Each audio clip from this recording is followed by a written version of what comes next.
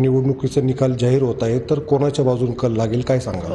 निकाल हा स्पष्ट आहे. या अनेक सर्वे कंपनी जे आहेत, सर्वे इन्स्टिट्यूट्स, एखादी सोडल्यास सगळ्यांनीच सांगितलेलं आहे की महायुती सरकार बनवणार. कोण म्हणतंय की 10 जास्त असेल, कोण म्हणतं 50, कोण म्हणतं 25 जास्त.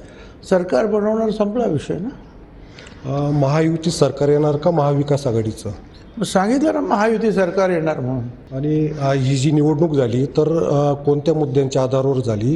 का लाडकी बहीण असेल किंवा जे आता काही कटेंगे तो बटेंगे असं, म्हणजे बटेंगे तो कटेंगे असं काही नारा दिला होता, त्या मुद्द्यांचं? तेव्हा आमच्याकडे बटेंगे कटेंगे इकडे काहीच महाराष्ट्रात चाललेलं नाही.